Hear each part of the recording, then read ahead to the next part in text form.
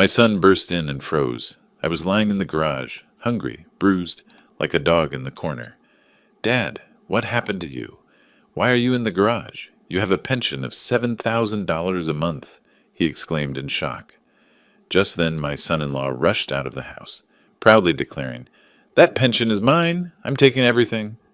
My son took off his watch, and you won't believe what he did next. Before we continue, please subscribe to the channel, and let us know where you are listening in the comments. The cold concrete pressed through the thin mattress into my spine. I opened my eyes to dim light filtering through the garage window, dust particles floating in the single shaft of August sun. 68 years old, 40 years as a Philadelphia firefighter, and I was waking up like a dog in my own garage. My left shoulder throbbed where Wesley had shoved me yesterday. Not hard enough to break anything, he was careful about that, but enough to remind me who was in control. I pushed myself up, joints cracking, and wrapped the scratchy blanket around my shoulders. Through the small window that faced the kitchen, I could see them. Wesley, broad-shouldered and comfortable, sat at my dining table eating scrambled eggs from my plates. Gertrude beside him, her blonde hair pulled back, eyes fixed on her coffee mug like it held answers she didn't want to find anywhere else. My daughter, my little girl who used to climb into my lap after nightmares, who'd begged me to read just one more story. She wouldn't look toward the garage, hadn't looked at me directly in days. My stomach growled. I'd had 3 crackers yesterday. The water from the garage utility sink tasted like rust, but it filled the emptiness somewhat. I stood slowly, testing my balance, and shuffled toward the kitchen door. My hand reached for the handle. The door opened before I could knock. Wesley filled the frame, 6'2" to my 5'9". His eyes were flat, uninterested. "I just need coffee," I said. My voice came out hoarse. "Just coffee, Wesley." "Garage residents don't get kitchen privileges." He crossed his arms. "That's the rule. You know the rule." I looked past him to Gertrude. She was staring at her plate now, fork pushing egg around in circles. "Gertrude, sweetheart." She didn't lift her head. "Wesley's right. You should go back, Dad." "Not Daddy. Not Papa. Just Dad," delivered in that flat voice she'd been using for 2 weeks, ever since they'd moved me out here. The formality cut deeper than Wesley's shove had. Wesley's mouth curved into something that wasn't quite a smile. "Oh, and your pension came through yesterday. Don't worry, I'm handling everything just fine." He closed the door. The lock clicked. I stood there for a moment, hands still raised, before turning back toward the mattress. My fingers clenched into fists, then released. Clenched again. The anger was there, small but bright, like an ember buried in ash. The flip phone sat on the concrete floor beside my pillow. I'd kept it for emergencies after my smartphone disappeared 10 days ago. Wesley said he'd taken it to pay the phone bill. I picked it up with shaking hands and checked the text notification from the bank, the automated system I'd set up months ago, back when I still controlled my own accounts. Withdrawal, $7,000. New balance, 147.23 $7,000.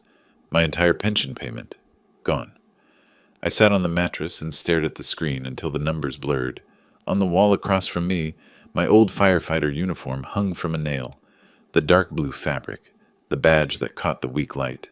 The patches from Station 19, where I'd worked my last 15 years.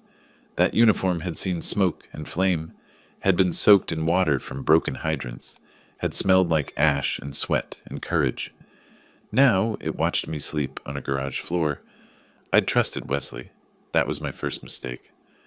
3 months ago, when he'd offered to help with my finances, I thought he was being kind, responsible, a good son-in-law helping his retired father-in-law manage the bills. I'd signed the papers without reading them carefully.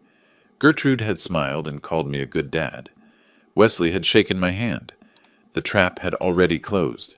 I just hadn't felt it yet. Through the window, I watched Wesley laugh at something on the television, my television, in my living room.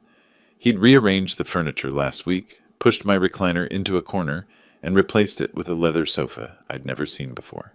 Charged to my credit card, probably. Everything was charged to my accounts now. I looked down at the flip phone again. Daniel's number was the only one programmed in. My son living 2 hours away in Harrisburg with his wife and kids. I hadn't spoken to him in 3 months. Wesley had taken my smartphone before I could call him, and this old flip had no credit left. The automated voice had made that clear yesterday when I'd tried. Insufficient credit. Please add funds to make this call. But I had no funds. Wesley had everything. I set the phone down and walked back to the window. My reflection stared back at me from the glass. Thinner than I used to be. Gray stubble on my jaw. Bruises yellowing on my shoulder. An old man. A defeated man. Except something in my chest had shifted. The ember was spreading. I'd spent 40 years walking into burning buildings while other people ran out. I'd carried unconscious victims down smoke-filled stairwells. I'd stood on rooftops while flames licked at my boots and figured out how to get my crew home alive. The Philadelphia Fire Department had given me 17 commendations.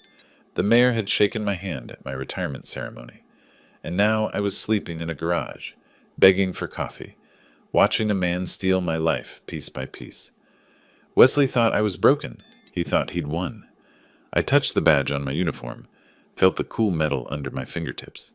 In a fire, sometimes you have to retreat, regroup, find another way in. Sometimes you look trapped, but you're just waiting for the right moment, positioning yourself. I turned from the window and sat back down on the mattress. The flip phone lay beside me, useless. My pension was gone. My home was occupied. My daughter wouldn't meet my eyes. But I wasn't done. I needed to understand exactly how I'd ended up here. When had the trap closed? Where had I missed the warning signs? I closed my eyes and forced myself to remember, step by careful step, how a respected firefighter had become a prisoner in his own garage. The memories came slowly, painfully, but they came. I sat on that mattress for a long time, forcing myself to trace back through the months. My hands gripped the edge of the thin fabric until my knuckles went white. The truth was there, waiting. I just had to stop being afraid of it. 6 months ago, everything had been normal. I'd been living alone since Martha died 4 years back, managing fine. The pension covered everything, mortgage paid off, bills manageable, even some left over for the grandkids' birthday gifts. Then Gertrude called. She and Wesley had lost their apartment. Something about unpaid rent, a dispute with the landlord. Could they stay with me? Just temporarily, just until they got back on their feet. I'd said yes immediately. She was my daughter. What else would I do? They'd moved in with 2 suitcases and a lot of promises. Wesley would find work soon. Gertrude was applying for office jobs. They'd be out in 2 months, 3 at most. I'd set them up in the guest room and spare bedroom, told them to make themselves comfortable. Wesley had started talking about finances within a week. The memory came into focus now, sharp as broken glass. 3 months ago, June. We'd been sitting at the kitchen table after dinner. Gertrude was washing dishes, humming something. Wesley had a folder of papers printed from the computer I'd let him use. "Ambrose," he'd said, friendly, helpful.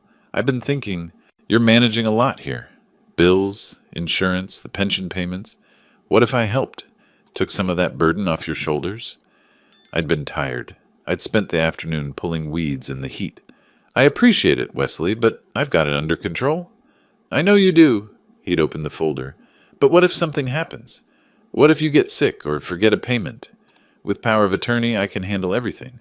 You just relax, enjoy retirement." I'd frowned at the papers. Legal language, dense paragraphs. "Power of attorney? That sounds serious." "It's standard. Limited power of attorney, just for banking convenience." He'd clicked a pen, positioned it on the first signature line. "You keep control of everything important." Gertrude had come over then, set a cup of coffee beside me, kissed my cheek. "Dad, Wesley's good with finances. It'll be easier for everyone." "You're sure this is standard? For family helping family?" "Absolutely." Wesley had smiled. "My uncle did the same thing with my grandfather. Made everything smoother." I'd signed. 3 pages, 6 signature lines, initials in 4 places. Wesley had pointed to each spot, and I had signed without reading the fine print. Why would I need to? He was family. The trap was set. For a while, nothing changed. Bills got paid. My pension arrived like always. Wesley said he'd moved everything to a joint account for easier management, but I had access. If I needed cash, I could ask. No problem. 6 weeks passed before I noticed. The memories shifted forward. Late July. I'd been opening mail at the kitchen table, mostly junk, some catalogs. Then the bank statement. I'd opened it out of habit and stared at the balance. $347. That couldn't be right. My pension was $7,000 a month. Even with bills, there should have been thousands left. I'd called the bank. The woman on the phone had been polite, patient. Yes, Mr. Russell, your pension is being directly deposited. No, not to this account anymore. It's auto-transferring to a different account, the joint account ending in 4792. Set up 2 months ago. I'd found Wesley in the living room watching television. Wesley, I need to talk to you about the bank accounts. He'd barely looked up. What about them? My pension. It's going to some other account. The woman at the bank said joint account. Oh, that's the one I set up. More efficient. He'd reached for the remote, changed the channel. Don't worry about it. But I need access to... You have access. I'll give you cash as needed. He'd glanced at me then, and something in his eyes had been different, harder. It's better this way, Ambrose. Trust me. The alarm bells had started then. Quiet at first, but there. I'd started watching more carefully after that. Noticed the new laptop that appeared in the spare bedroom. The expensive dinners Wesley brought home. Steaks, wine, food I couldn't afford. The leather jacket Gertrude wore, tags still attached. $300 visible on the sleeve. When the credit card statement arrived, forwarded from the joint account, I'd seen it all. Electronics, restaurants, clothing, furniture. Thousands of dollars. My thousands. 1 month ago, I'd confronted him. The memory burned now, made my hands shake, even sitting in the garage. I'd waited until Gertrude was at the grocery store. Wesley had been in my recliner, feet up, drinking my beer. Wesley, where's my pension? I'd been holding the bank statements, 6 of them highlighted in yellow. The account is empty. Where's my money? He'd set down the beer slowly. Our money? You signed it over. I'm managing it properly. Managing it? You're stealing it. My voice had risen. I never agreed to this. I signed papers for convenience, not for you to... He'd stood up, fast. Suddenly he was close, using his size, his height. I'd stepped back instinctively. You signed the papers, he'd said, voice cold. It's legal. Power of attorney means I control the accounts. And if you make trouble, Ambrose, I'll have you declared incompetent. You're old, you're forgetful. You're clearly not capable of managing your own affairs. Nursing home. Think about it. The shove had come then. Not a punch. That would leave marks people would ask about. Just his palm against my chest, hard enough to send me stumbling backward into the wall. My shoulder had hit first, the same shoulder that throbbed now. Gertrude had come home 10 minutes later. She'd seen me holding my shoulder, seen Wesley sitting calmly with his beer. She'd looked at me, looked at Wesley, and said nothing. That's when I'd known. She was complicit. Not forced, not deceived. Complicit. 2 weeks ago, they'd stopped pretending. Wesley had called me into the dining room like I was an employee. Gertrude had been there, silent, hands folded. New arrangement, Wesley had said. You're using too much space in the house. The garage has everything you need. Mattress, sink, toilet. You stay out here unless you have permission to enter. I'd started to protest. He'd cut me off. Your choice, Ambrose. Garage, or I call social services and have you evaluated for senile dementia. Your call. I'd moved my mattress that night, carried it through the kitchen while they watched television. Now, sitting in the August heat with the flip phone dead in my hand, the full picture was clear. Every piece, every step of the trap. For weeks I'd been thinking like a victim. Trapped, helpless, afraid. But victims don't survive burning buildings. Firefighters do. And firefighters don't panic. They plan. They find the exits. They know the structure's weaknesses. They wait for the right moment. I stood and walked to my uniform, touched the badge again. Remembered, in a fire, sometimes you have to retreat to advance. Sometimes you look beaten, but you're positioning yourself for the next move. Wesley thought he'd won, thought I was broken. He was wrong. I looked at my reflection in the garage window. Older, thinner, bruised. But my eyes were different now, harder, clearer. I couldn't call Daniel, not yet. Not without a real phone. But Wesley had given me something valuable. Time. 2 weeks in this garage, watching them through that window. I'd learned their patterns, their routines. When Wesley left for his afternoon walks, when Gertrude took her long baths, where they kept the spare keys, how the house sounded when they slept. I'd learned something else too. I wasn't done fighting. Not even close. The next day, something changed. Something Wesley didn't expect. Friday evening, the garage had that particular quality of silence. Not peaceful, just empty. I sat on the old wooden chair I'd dragged from the corner, watching shadows lengthen through the window. My posture was different now, straighter. The bruise under my left eye had turned yellowish purple, 2 days old from Wesley's accidental elbow. But something inside me had shifted since yesterday's memories. I wasn't just surviving anymore. I was waiting. Then I heard it, the specific rumble of Daniel's Honda Accord, the one with the slightly loose exhaust he kept meaning to fix. My heart seized in my chest. Hope and dread collided like chemical reactions. Not now, not like this. He couldn't see me like this. But the engine cut off, car door slammed. Footsteps on the driveway. Through the small window, I watched the house. Couldn't see the front entrance from here, but I heard the door open. Heard Daniel's voice, warm and unsuspecting. "Hey, anyone home? Where's Dad?" A pause. Then Gertrude, too quickly voice pitched wrong. "Daniel, we didn't know you were coming. He's in the garage, working on something." Wesley's voice drifted out, casual but territorial. "Daniel, long time." I stood slowly, hands shaking. Part of me wanted to call out, warn him somehow. Another part wanted to hide, preserve the illusion that everything was fine, protect my son from the truth. But my legs wouldn't move either direction. "Where's the garage?" Daniel asked. He knew where it was. He'd grown up in this house. The question was a challenge. Footsteps approached. The garage door swung open. Light from the house flooded in, and Daniel's silhouette filled the doorway. Taller than I remembered, broader. His face emerged from the backlight, and I watched the emotions cycle across his features. Confusion, horror, shock. His eyes found mine, then tracked down to the bruise, the mattress on the concrete, the single thin blanket. "Dad?" His voice cracked slightly. "Dad, what? What happened to your face?" I couldn't speak, couldn't form words. Just stood there like a specimen under examination. He crossed the space in 3 strides, gripped my shoulder. "You're living in the garage. Why are you living in the garage? You have a pension, $7,000 every month." "Daniel," my throat was dry. "You shouldn't have come." $7,000, Dad? Where is it?" "It's complicated, son." Wesley appeared in the doorway then, chest puffed, filling the frame with his bulk. That smug expression I'd come to know so well. "Not complicated at all," Wesley said. "That pension belongs to me now. I control everything. Your father signed the papers." Daniel turned slowly, stood to his full height. "Excuse me?" "Power of attorney, all legal." Wesley stepped into the garage like he owned it, which, in his mind, he did. He signed it over. "The money's mine, the house is mine. Well, it will be. And this?" He gestured at the mattress, at me. "This is where he lives now. House rules." From the doorway, Gertrude's voice came weakly. "Wesley, maybe we should—" "Shut up, Gertrude." Wesley didn't even look at her. "Your brother needs to understand how things work here." Daniel's jaw tightened. His hand moved to his wrist, to the watch there.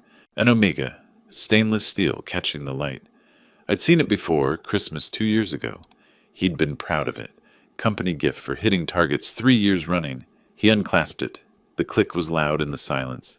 Waited in his palm for a moment, then set it down on the dusty workbench with deliberate precision. "This watch is an Omega," Daniel said, each word measured and cold.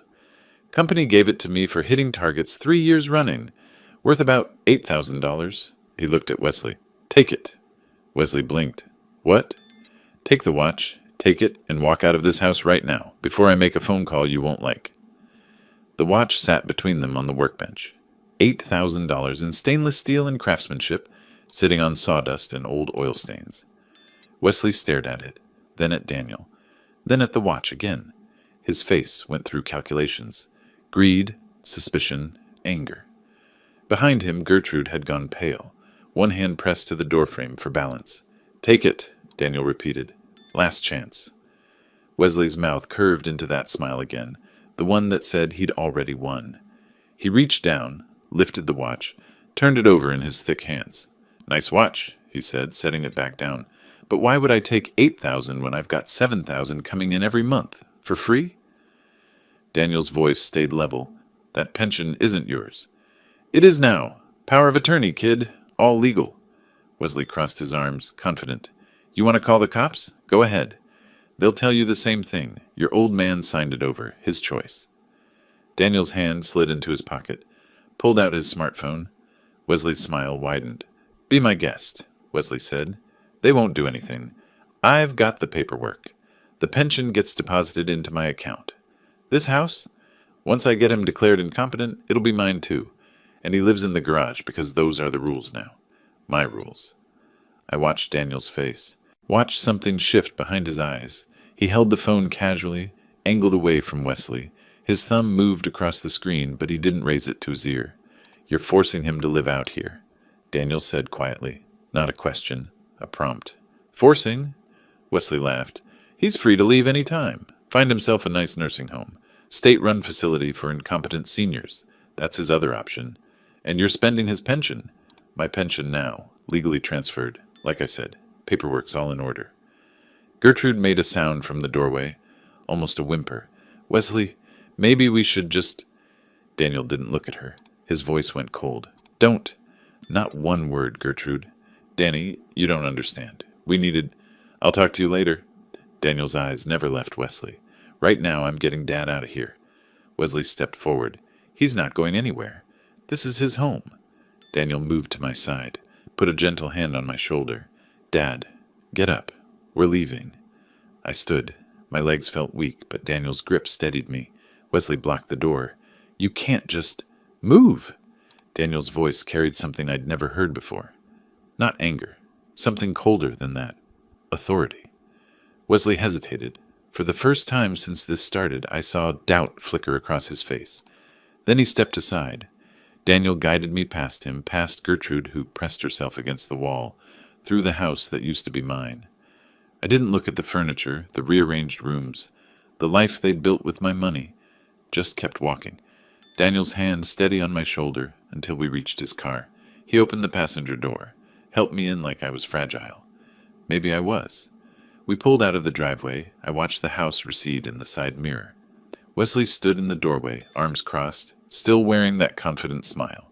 He had no idea what Daniel had just done. The car felt like a different world, clean, warm, safe. I sat in the passenger seat, hands folded in my lap, watching Philadelphia suburbs slide past the window. Evening lights coming on, people in their houses living normal lives. You shouldn't have seen that, I said finally. Daniel's hands gripped the steering wheel. His jaw was tight. How long, Dad? How long has this been happening? 3 months since the papers. 2 weeks in the garage. The bruise? I touched my eye without thinking. 2 days ago. He gets angry when I ask questions about the money. The muscles in Daniel's jaw worked. He said nothing else until we pulled into a Holiday Inn Express parking lot. Got out, came around, opened my door like I might break if handled roughly. We walked to the lobby together. He paid with a corporate credit card, told the desk clerk, visiting family. Got 2 key cards. The elevator ride was silent. The hallway was silent. He unlocked room 214, held the door. 2 beds, clean white linens, television, bathroom with actual hot water. I stood in the middle of the room and felt something crack inside my chest. Sit down, Dad. Daniel pulled out the desk chair. I'm ordering dinner. He called room service. Ordered more food than 2 people could eat. Steak, baked potato, green beans, salad, bread, soup. When I started to protest the cost, he just shook his head. The food arrived 20 minutes later. Daniel set it out on the desk, handed me a fork and knife. I looked at the steak. Thick, properly cooked, steam rising, and my hands started shaking. When did you last eat? Daniel asked quietly. Yesterday. 3 crackers. He watched me cut the first piece, watched me chew slowly, carefully, like someone who'd forgotten what full felt like. Didn't say anything, just watched, with an expression that made my chest hurt worse than hunger ever had. I ate half the steak before I had to stop. My stomach had shrunk. Daniel wrapped the rest, put it in the mini fridge for later. Then he pulled out a legal pad from his laptop bag, clicked a pen, sat across from me with the methodical air of someone starting a project debrief. Tell me everything, he said, from the beginning. When did Wesley first suggest the power of attorney? So I told him. May, early May, Wesley's friendly offer. The papers at the kitchen table. Gertrude's encouraging smile. My signature on documents I barely read. Daniel took notes, asked specific questions. Dates, amounts, exact wording of conversations. He approached it like a logistics problem. Gather data, identify patterns, find vulnerabilities. The exact wording, he said. Did Wesley say limited power of attorney? Yes, limited to banking. He said I'd keep control of everything else. But he redirected the pension? All of it. $7,500 a month for 3 months. $22,500. Daniel wrote the number down, circled it. Has he threatened you? Besides the physical nursing home. Says he'll have me declared senile, incompetent. Says I'll die in a state facility. The pen stopped moving. Daniel looked up. Something dangerous flickered behind his eyes, then disappeared back into professional calm. This is elder financial abuse, he said. Pennsylvania has specific laws, and a legal eviction. You own that house, right? Paid off 15 years ago. Deeds in my name. Then he committed a crime. Multiple crimes. I shook my head. He has the legal papers, Daniel. He said, papers obtained under duress aren't valid, and financial exploitation of an elderly person is a felony in Pennsylvania. Daniel flipped to a new page. We need a lawyer, specialized in elder law. I can't afford? I can. He met my eyes. Dad, this is what I do. Solve complex logistics problems. This is just another system to analyze. And Wesley made a mistake tonight. What mistake? His mouth curved slightly, not quite a smile. He confessed. Everything. On recording. I stared at him. You recorded him? He pulled out his phone, tapped the screen. Wesley's voice filled the room. That pension belongs to me now. I control everything. Your father signed the papers. The pension gets deposited into my account. This house, once I get him declared incompetent, it'll be mine too. And he lives in the garage because those are the rules now. My rules? Daniel stopped the playback. Pennsylvania is a one-party consent state, completely legal to record conversations you're part of. He confessed to financial control, illegal eviction, physical intimidation. That recording is evidence. For the first time in months, I felt something like hope. We talked until midnight. Daniel made more notes, built timelines, outlined steps, legal consultation, documentation, medical records for the bruises, financial records for the theft, revoke the power of attorney, file charges, protective orders. He broke it down like a project plan. Objectives, resources, timeline, obstacles. Watching him work, I saw the successful man he'd become. Systematic, thorough, unshakable. Finally, exhausted, we both lay down in our separate beds. The room went dark. I heard Daniel breathing in the other bed, awake like I was. Thank you, I said into the darkness. We're going to fix this, Dad. All of it. I believed him. Morning came too soon. Daniel's alarm went off at 6. He showered, packed, checked us out by 7. We stood in the parking lot beside his car, neither quite ready to say goodbye. I have to go back to Boston, he said. Work. But I'll be back Friday. 1 week. I nodded. And I go back to the garage. His face twisted. Dad, you can stay here. I'll pay for the room all week. You don't have to... No. I put a hand on his arm. I go back. If I disappear, Wesley might do something unpredictable. Destroy evidence. Run. But if I'm there in the garage, he'll think he won. He'll think you gave up. You're sure? 40 years in fires taught me something. Sometimes you have to go back into the smoke to get what you need. I'll be okay for 1 week, and I'll be watching him, learning his patterns. Daniel pulled something from his pocket. A phone. Small. Basic. Burner phone. My number's programmed in. If anything happens, anything, you call me. I took it. Where do I hide it? Somewhere he won't think to look. I thought of my firefighter jacket. The inside lining had a small tear. Perfect. Daniel hugged me, held on longer than necessary. 1 week, Dad, I promise. I know. I watched him drive away, stood in that parking lot until his car disappeared around the corner. Then I walked back toward the house, toward the garage. My steps were steady. Wesley and Gertrude were watching from the living room window when I arrived. I saw the curtain move, saw Wesley's face, that satisfied smirk back in place. He thought I'd tried to escape and failed. Thought Daniel had abandoned me. He was wrong about both. I walked into the garage, lay down on the mattress, stared at the ceiling, slid my hand into my pocket and felt the burner phone there. Small, solid, real. 1 week, I could survive 1 week. I'd survived worse. And this time, I wasn't surviving alone. Daniel texted when he got back to Boston. Made it. Starting lawyer research tomorrow. Hang tight. Sunday, another text. Found 3 elder law specialists. Calling Monday. Daily check-ins after that. Short messages, but each one a lifeline. Wesley noticed I was calmer. It bothered him. Monday, he searched the garage while I was using the house bathroom. A privilege granted 10 minutes a day. I watched from the window afterward as he pawed through my few belongings. Looking for money, for a phone, for whatever Daniel might have left. He found nothing. The burner was inside my firefighter jacket's lining. 40 years of emergency preparedness pays off. You learn to hide things where no one thinks to look. By Wednesday, Wesley was suspicious, kept watching me through the kitchen window, trying to understand why I wasn't begging anymore, why I wasn't pleading. By Thursday, he was paranoid. Friday, the day Daniel was supposed to return, couldn't come fast enough. Monday morning, I woke before dawn. Old firefighter habit. Internal alarm clock never quite shuts off. The garage was dark and cold. I reached into my jacket lining where the phone sat hidden. My hands didn't shake anymore. I had work to do. Daniel had called Sunday night from Boston. Brief, careful. Dad, document everything. Photos, dates, amounts. The lawyer needs evidence. So that's what I did. I photographed the mattress first, then the concrete floor, the lack of insulation, the single blanket that did nothing against the chill, the utility sink with rust stains, the view from my window toward the house where Wesley and Gertrude lived their comfortable life on my money. In a dusty corner, I found an old contractor's notebook, spiral-bound, half the pages still blank. I started writing.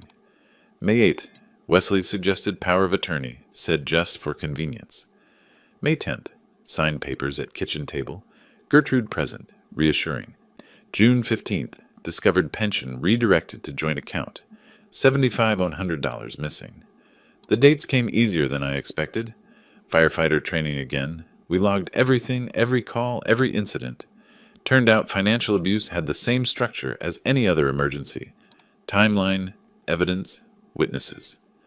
Through the garage window, I watched Tuesday unfold. A delivery truck pulled up around noon. 2 men wrestled a massive box toward the front door. 70-inch television, the logo visible even from my vantage point. Wesley directed them like a homeowner. Proprietary gestures, satisfied smile. I photographed it through the window. Wasn't perfect quality, but good enough. Timestamp, clear image. Later that afternoon, the SUV appeared.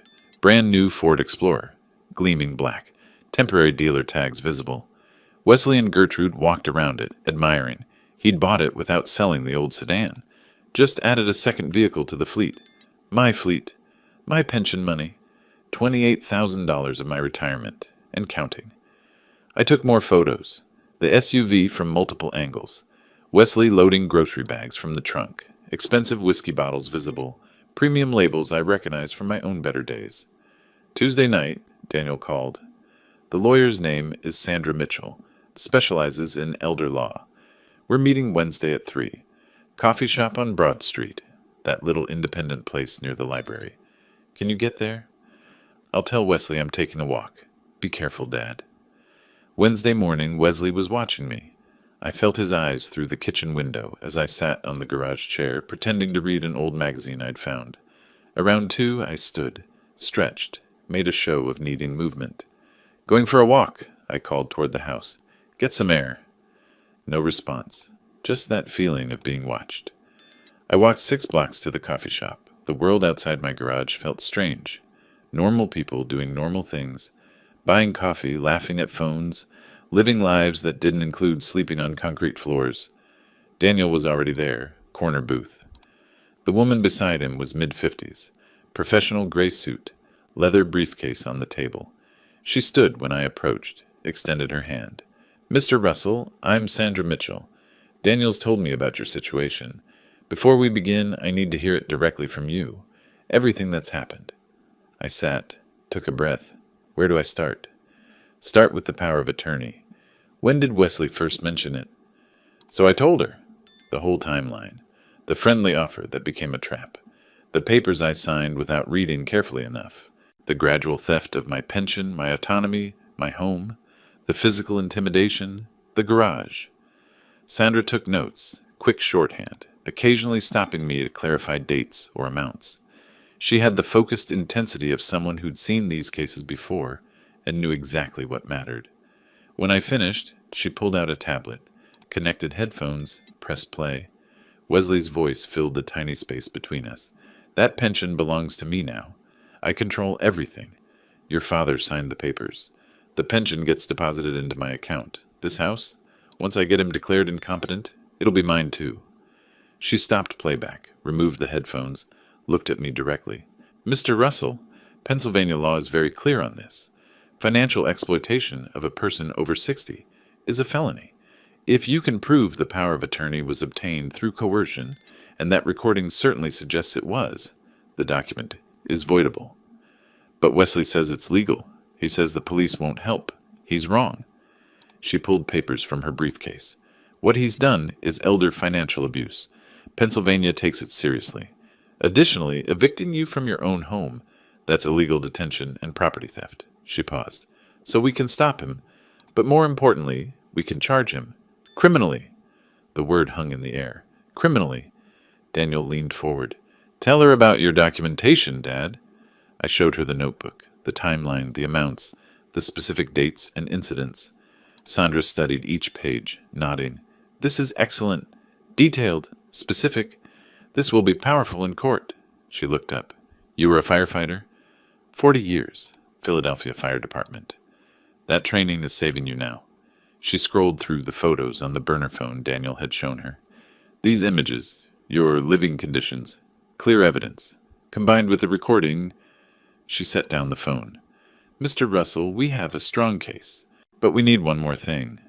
What? Medical documentation. The bruises, the weight loss. We need a doctor to examine and document them officially. Can you do that? When? Tomorrow, if possible. The fresher the documentation, the better. We talked for another hour. Sandra outlined the legal process. Revoke the power of attorney, file for protective orders, pursue criminal charges, recover the stolen pension.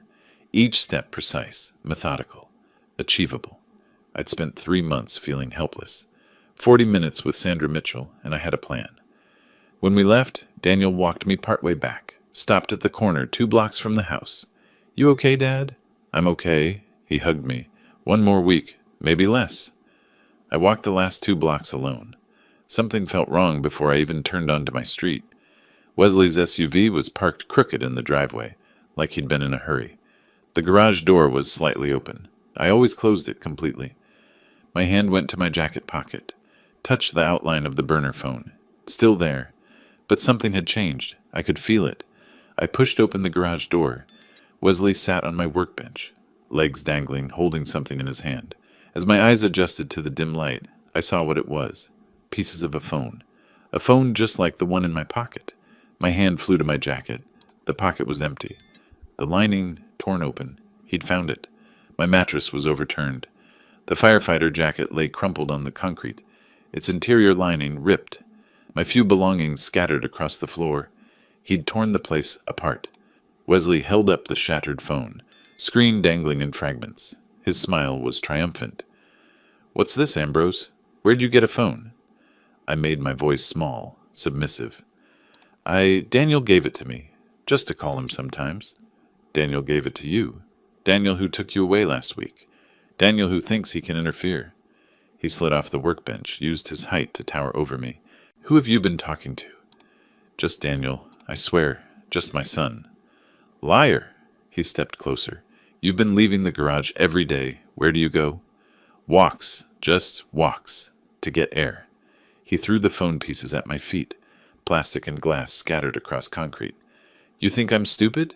You think I don't notice things? My heart hammered, but my mind stayed clear. The phone was a decoy. The real evidence was already with Sandra. The photos were sent Tuesday. The timeline was in Daniel's email Monday night. This phone? Let him think he found the threat. You want to know something funny, old man? Wesley's voice dropped lower. More dangerous. That power of attorney you signed? It's not just financial. It's medical, too. I can make healthcare decisions for you. Ice spread through my chest. Medical? That's right. So if I decide you're not competent, if I decide you need to be in a nursing home, locked ward for dementia patients, I can do that. One phone call. From the doorway, Gertrude's voice came quietly. Wesley, shut up, Gertrude. He didn't turn. Your father needs to understand his position. I looked at my daughter, met her eyes. Silent plea. Stop him. Help me. You're my daughter. She looked away. That was when I knew. Completely. She'd chosen Wesley over me. Not passively. Actively. Please, I let my voice shake. Not all acting. The medical threat was real. Terrifying. I'm sorry. I won't cause trouble. You're right. You won't. Wesley picked up my jacket, examined the torn lining. No more phones, no more walks without permission, and no more dinner tonight. You need to learn.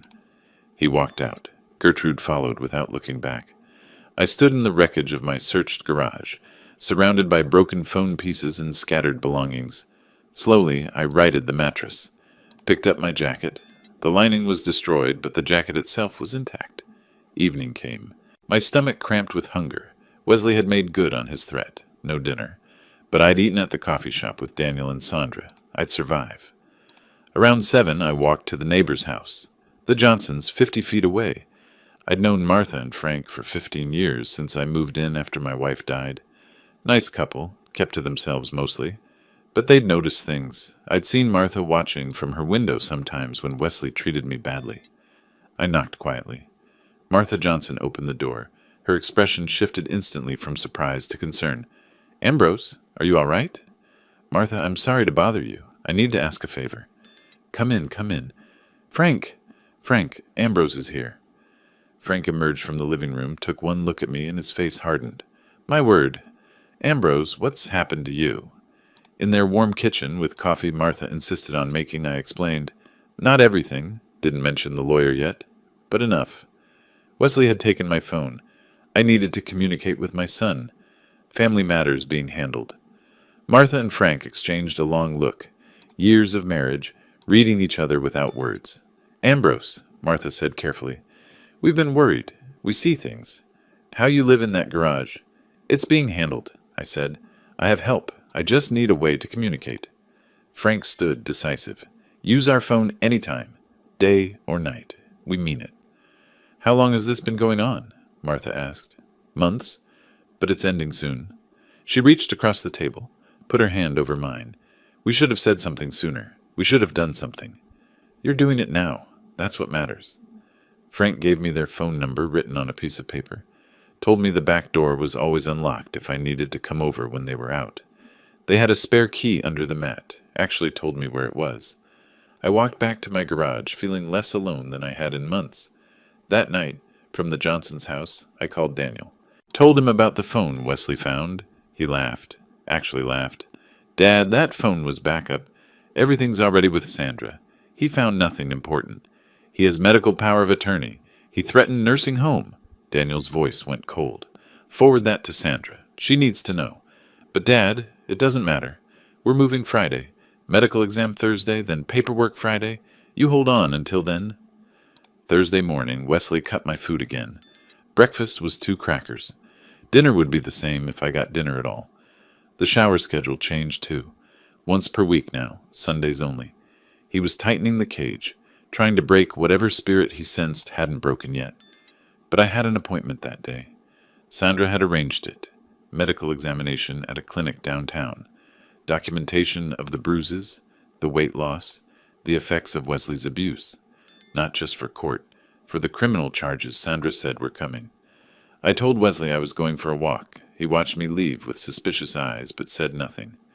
At the clinic, Dr. Sarah Chen examined me thoroughly. Asked questions I answered honestly. Photographed the yellowing bruise under my eye. Weighed me. I'd lost 23 pounds in 3 months. Documented muscle loss, signs of malnutrition, stress indicators. Mr. Russell, she said quietly, filling out forms, I'm required to report this. What's being done to you is abuse. It's being reported, I told her. By a lawyer. Criminal charges are coming. She handed me copies of everything. Good. You deserve better than this. Walking back, I stopped at the Johnsons' house. Martha made me lunch. Real lunch, sandwich and soup and fruit. Frank sat with me while I ate, talking about nothing important, giving me the gift of normal conversation. That night, lying on my thin mattress with hunger cramping my stomach despite lunch, I thought about time. How it moves differently when you're waiting for rescue. How days feel like weeks, but I'd survived worse. Burning buildings, smoke inhalation, collapsed structures. I could survive my own son-in-law for a little while longer. Friday morning, I walked to the corner grocery store. Not because I needed groceries. The milk was just cover. But because I needed to buy there at exactly 9:15 when Daniel would happen to drive by. Wesley watched me leave. I felt his eyes from the kitchen window. But I'd been taking walks all week, my new hobby since the phone incident. He was suspicious, but he let me go. Probably figured I had nowhere to go, no way to cause trouble. He was wrong. Daniel's Honda pulled into the parking lot at 9:17. He climbed out, looked up, feigned surprise. "Dad, what are you doing here?" I held up the quart of milk I'd bought with quarters. "Daniel, I didn't know you were coming to town." Last-minute decision. Wanted to check on you. His eyes found mine. Dropped to the milk. Understood everything. "Let me buy you breakfast. Real breakfast. We need to talk." 20 minutes later, we were at the medical clinic. Dr. Sarah Chen was expecting us. Sandra had briefed her beforehand. Professional courtesy between people who deal with abuse cases regularly. Dr. Chen was thorough. She photographed every bruise from multiple angles. Medical-grade camera capturing details invisible to phone cameras. Measured my weight, 152. Down from my normal, 175. She tested reflexes, cognitive function, checked for signs of malnutrition. "Mr. Russell," she said, typing notes, "these bruises are in different stages of healing. This one is about 4 days old. This one is closer to 2 weeks. Can you tell me how you got them?" I told her. Wesley's shove Wednesday. Other incidents I'd stopped tracking because they blurred together. "And your weight loss?" "Limited food. He controls when I eat, how much." She stopped typing. Looked at me directly, professional mask slipping. "Mr. Russell, I'm required by law to report suspected elder abuse. But I want you to know, I'm not just reporting this because I have to. I'm reporting it because what I'm seeing here is clear evidence of systematic abuse. No one should live like this." Her written report was 15 pages. Detailed measurements, clinical observations, photographs attached. She used terms like deliberate deprivation and pattern consistent with long-term physical abuse, medical language that would carry weight in court. The weekend crawled. Sandra was finalizing documents, triple-checking evidence, preparing filings. Daniel stayed at a hotel but visited Saturday and Sunday, bringing food, making sure I ate properly for the first time in months. Monday morning, Sandra called from the Johnsons' phone. "Mr. Russell, the documents are filed. All 3 actions. Wesley will be served Wednesday." What happens then? He has to respond. But more importantly, I've requested emergency temporary orders. We should hear back within 48 hours. Temporary orders. Freezing his access to your accounts. Allowing you back in your house. We can't wait for the full trial. You need protection now. Wednesday afternoon, I was in the garage when I heard shouting from the house. Wesley's voice, loud and rising, then Gertrude's, high-pitched with panic. The process server had arrived. Through the window, I watched the scene play out. Wesley tearing open the envelope, reading, his face cycling through confusion to comprehension to rage. "Gertrude!" he bellowed. She came running from the kitchen. He waved papers at her. "Your father's suing me. He got a lawyer. He's trying to take everything back." Her voice carried clearly. "Adult Protective Services? Financial exploitation? Wesley, this says criminal investigation."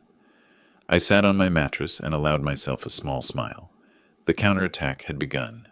That evening, from the Johnsons' phone, I listened as Daniel described Wesley's frantic lawyer search, attorney after attorney declining once they reviewed the evidence. The recording was the killer. Wesley boasting about controlling the pension, forcing me into the garage.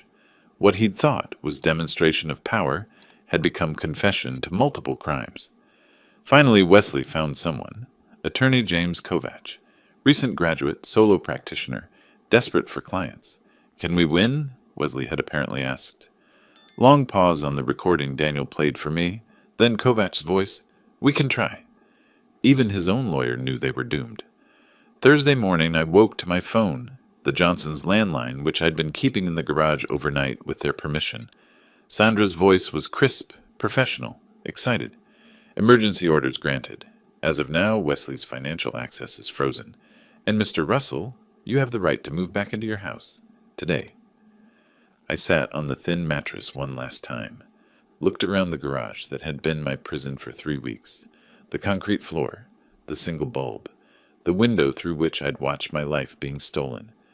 Then I stood, gathered my few possessions into a plastic bag, and walked to the front door. Wesley was in the living room, watching.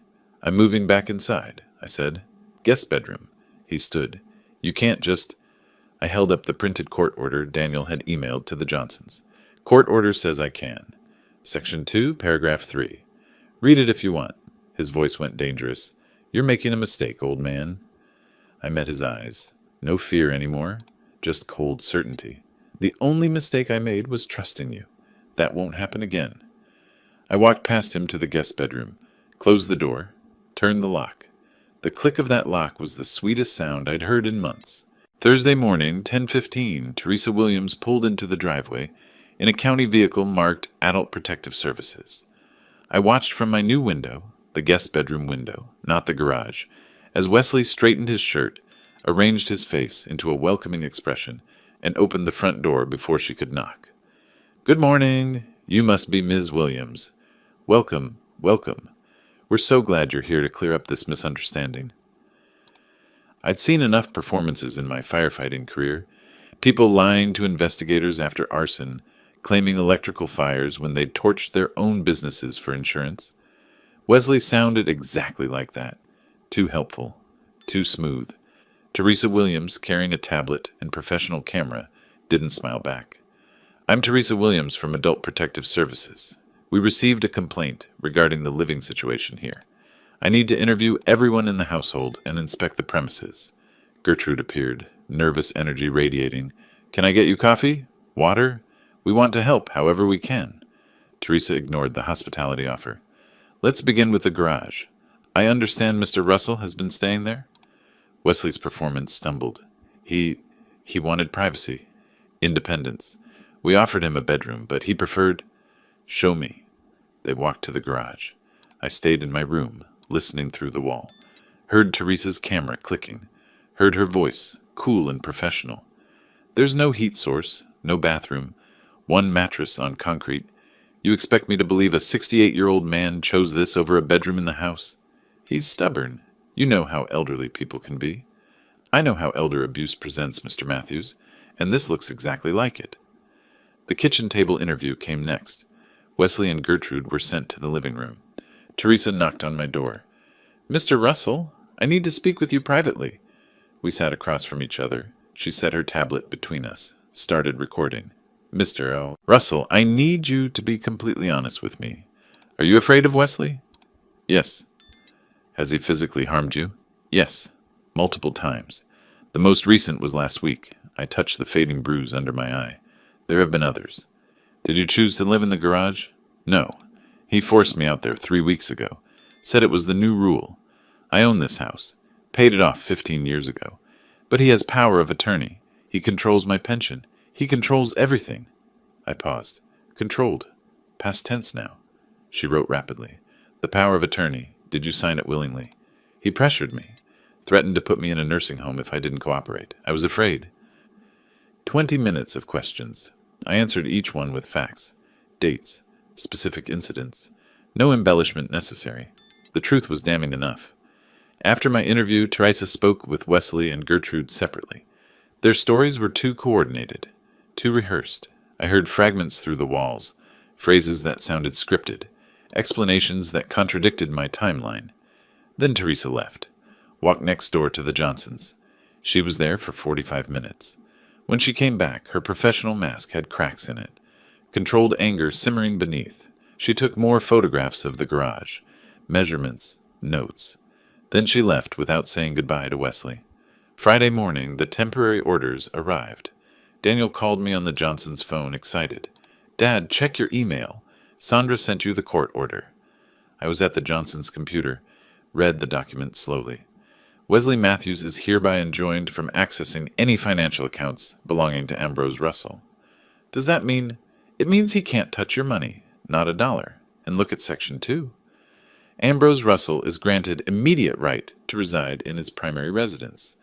I was already inside, but the order made it official, legal, uncontestable. What about Wesley? He can't stop you. If he tries, he's in contempt of court. That evening, Gertrude knocked on my door. Her face was blotchy from crying. "Dad, can we talk?" "What do you want, Gertrude? How could you do this? We're your family. We took you in when—" I opened the door wider, looked at my daughter, this woman who'd watched her husband abuse me for months, and said nothing. "You took me in? This is my house, Gertrude. I own it. And you didn't take me in. You stole from me, starved me, and forced me to sleep in a garage. It wasn't like that. Wesley was just trying to help manage things. Family doesn't do what you did. Family doesn't stand by while their father is abused. You made your choice, Gertrude. You chose him over me. Now live with that choice. I'm still your daughter." I closed the door. "Then you should have acted like it." The weekend passed in cold silence. Wesley barely left his room. Gertrude cried through the walls. I stayed in the guest room, door locked, eating food Daniel brought, regaining strength. Sandra called Sunday afternoon. The final hearing is Friday. 1 week. Judge Morrison will hear both sides and make permanent rulings on the power of attorney, financial restitution, and housing. The APS report will be part of the record. What about criminal charges? Teresa's recommending prosecution. The district attorney will decide after the civil hearing. Monday, Tuesday, Wednesday. Each day crept toward Friday. Daniel arrived Thursday night, stayed at a hotel but came to the house early Friday morning. I walked out to his car. Wesley was watching from the living room window. I saw the curtain move. I didn't look back. "Ready, Dad?" Daniel asked. I buckled my seatbelt. The courthouse was 20 minutes away. 20 minutes until everything would be decided. "I've been ready for months," I said. "Let's finish this." Tuesday morning, Daniel parked in the courthouse visitor lot. Through the windshield, I could see the Philadelphia Court of Common Pleas building, all granite and glass. Imposing in that way government buildings are designed to be. "You ready, Dad?" Daniel asked. Was I ready? Ready to face Wesley in front of a judge? Ready to have strangers examine my humiliation, my bruises, my garage mattress on a courtroom screen? "Let's go," I said. Because ready or not, this was happening, and I'd rather face it standing than hide from it beaten. Sandra was waiting outside courtroom 5, navy suit, leather briefcase, the picture of professional confidence. She shook my hand. "Good morning. How are you feeling, Mr. Russell?" "Nervous. Ready." "That's good. Nerves keep you sharp." She glanced at her watch. "The judge has allocated 2 hours for this hearing. I'll present our evidence first. Medical, photographic, financial, and audio. Kovach will try to rebut. Then she'll rule. Could be today, could be next week. But given the temporary orders, I expect a decision today." Inside, the courtroom was exactly what I expected. High ceilings, wood paneling, the judge's bench elevated like an altar of justice. Wesley sat at the defense table with Attorney Kovach, wearing an ill-fitting suit, Gertrude beside him, face pale. Wesley's eyes found mine, held them for a moment, then looked away. Judge Patricia Hendricks entered at precisely 10 o'clock. Late 60s, steel-gray hair, the kind of face that had seen everything twice and wasn't impressed either time. "Be seated. Ms. Mitchell, you may proceed with your opening statement." Sandra stood. "Thank you, Your Honor. This case is straightforward. The defendant, Wesley Matthews, systematically exploited his father-in-law through financial manipulation, physical abuse, and unlawful deprivation of housing. We have medical evidence, photographic evidence, financial records, witness testimony, and most damningly, an audio recording of Mr. Matthews confessing to these actions." She clicked her remote. The courtroom screen illuminated with Dr. Chen's medical report, photographs of my bruises, purple, yellow, green, in various stages of healing. The judge leaned forward, reading. Then came the garage photos. The thin mattress, the concrete floor, the single bare bulb, the utility sink, each image more damning than the last. Judge Hendricks's expression hardened. Financial records next. Bank statements highlighted in yellow. $7,500, redirected monthly. Expenditure records. $42,000 for the SUV, $3,000 for the television, hundreds for a premium alcohol. Then Sandra played the recording. Wesley's voice filled the courtroom, arrogant and clear. That pension belongs to me now. I control everything. Your father signed the papers. The money's mine, the house is mine. Well, it will be. And this? This is where he lives now. House rules. Silence when it ended. Heavy, damning silence. Please note that recording as Exhibit D, Judge Hendricks said. Ms. Mitchell, is that the defendant's voice? Yes, Your Honor. Recorded by Daniel Russell during a confrontation at the property. Pennsylvania is a one-party consent state. The recording is legally obtained. The judge looked at Wesley. Mr. Matthews, is that your voice? Yes. And did you make those statements? It was taken out of context. What context makes that pension belongs to me now acceptable when discussing someone else's retirement income? Wesley said nothing. Attorney Kovach tried his defense. Power of attorney was signed voluntarily. Family dispute, not abuse. Ambrose was free to leave any time. The judge's questions destroyed each argument. Mr. Matthews, you're under oath. Did you or did you not use Mr. Russell's pension funds to purchase a vehicle for your personal use? We needed transportation. A $40,000 SUV? Mr. Russell already owned a functional vehicle, correct? Yes, but did you ask his permission before spending his money? Pause. Then quietly, no. Did Mr. Russell live in the garage by his own choice? It was complicated. Space issues in a 3-bedroom house occupied by 3 people. Try again. Silence. Let me be more direct. Did you tell Mr. Russell he had to live in the garage? Very quietly. Yes. The judge sat back, studied Wesley for a long moment. I've heard sufficient evidence to make my ruling. Mr. Matthews, Ms. Matthews, please stand. They stood. Gertrude was shaking. I find that the power of attorney was obtained through coercion and threats. Even if it had been signed voluntarily, the subsequent use constitutes financial exploitation under Pennsylvania statute. The power of attorney is hereby voided in its entirety, effective immediately. She paused. Let it sink in. Furthermore, I find that Mr. Matthews misappropriated approximately $28,000 of Mr. Russell's pension funds. Restitution in that amount is ordered, payable within 90 days. Gertrude whispered something I couldn't hear. Third, regarding the housing situation, Mr. Russell is the lawful owner of the property. Mr. and Ms. Matthews are hereby ordered to vacate the premises within 48 hours. Failure to comply will result in law enforcement assistance. Wesley's face went pale. 48 hours? That's Thursday at noon. Finally, I am issuing a protection from abuse order. Mr. and Ms. Matthews are prohibited from contacting Mr. Russell or coming within 500 feet of his person or property. Long pause. One more thing. The evidence presented here suggests criminal conduct, specifically financial exploitation of an older adult, which is a felony in Pennsylvania. I am referring this matter to the Philadelphia District Attorney's Office for review and potential prosecution. The gavel struck. Court is adjourned. In the hallway, Gertrude approached me, crying, Dad, please. We didn't mean... I stepped back. Don't. Just don't. We'll pay you back. We'll make this right. You had months to make it right. You chose not to. Daniel positioned himself between us. The judge issued a no-contact order. You need to leave. Wesley pulled Gertrude away, his voice venomous. This isn't over. Sandra stepped forward. Actually, Mr. Matthews, it is. And if you violate that protection order, you'll be arrested. I suggest you spend the next 48 hours packing, not making threats. We walked out into afternoon sunlight. The contrast was sharp, from the dim courtroom to bright August day, from testimony to vindication. Sandra shook my hand on the courthouse steps. You'll receive the written order within 24 hours. Enforcement begins immediately. If they're not out by Thursday noon, call the police. Daniel hugged me. It's over, Dad. You won. Not quite over. Wesley and Gertrude had 48 hours to pack and leave. Thursday at noon, I'd walk back into my home, truly mine again.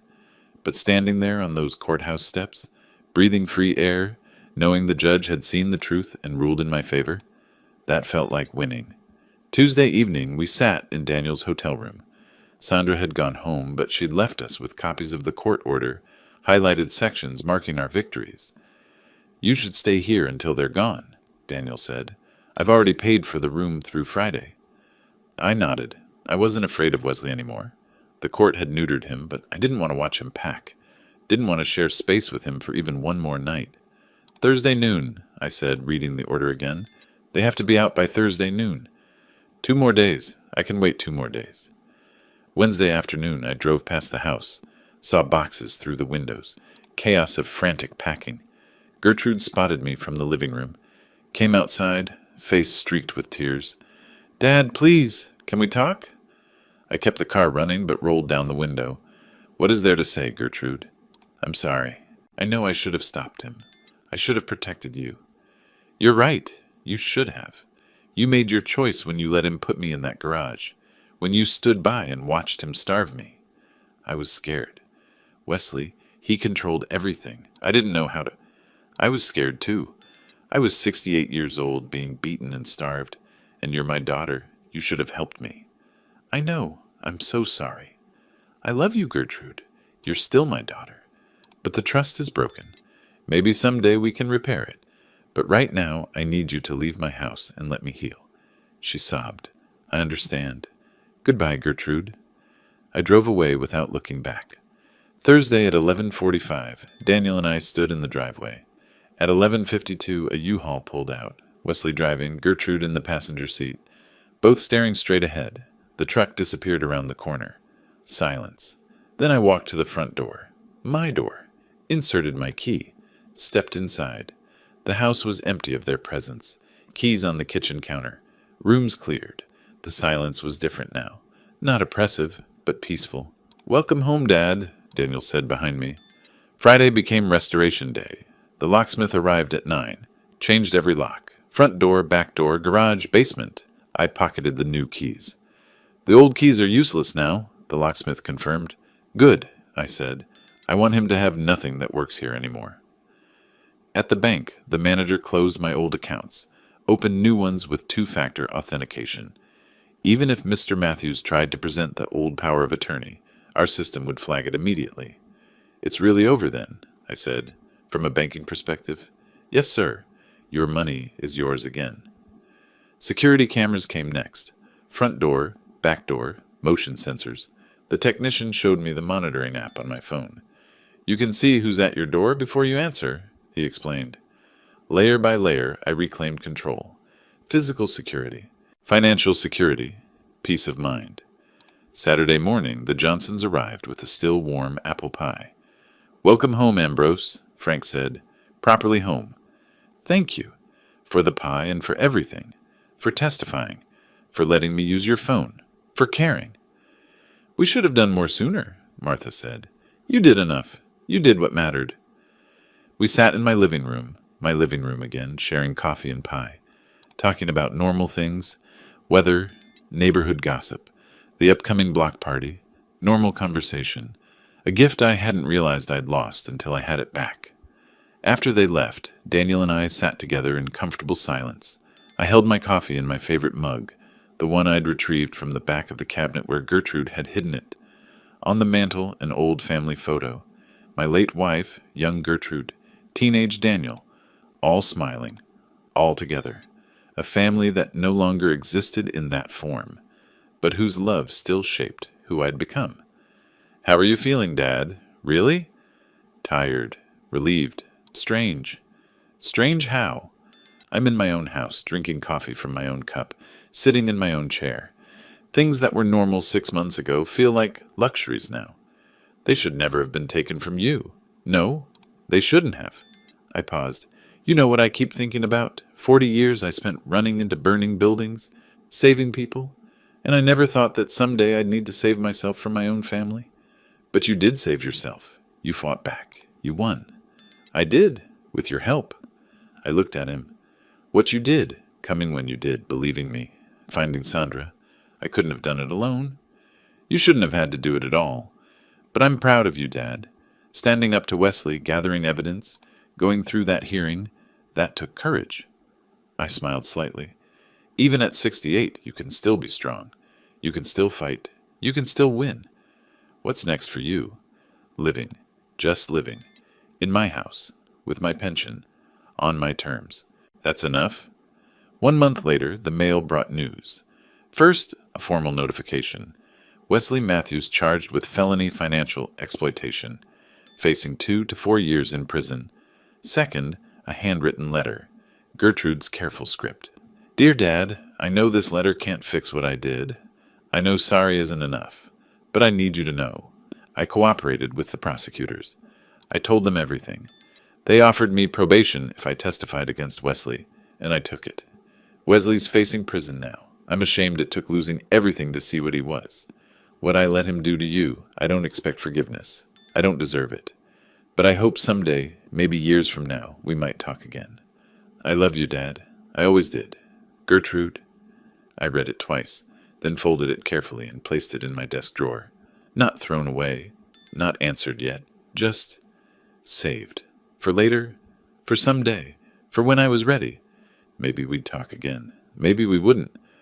I'd decide on my own timeline. That evening I sat in my living room as the sun set, my house, my chair, my life. Outside, the Johnsons were working in their garden. A couple walked their dog past my driveway. Normal suburban evening. I'd spent 3 months in that garage. 3 months afraid, hungry, humiliated. But I'd survived. More than survived. I'd fought back and won. The pension was mine. The house was mine. The dignity was mine. And sitting there in the peaceful silence of my restored life, that was everything. If you like this story, please like this video, subscribe to the channel, and share your impressions of this story in the comments. To listen to the next story, click on the box on the left. Thank you for watching.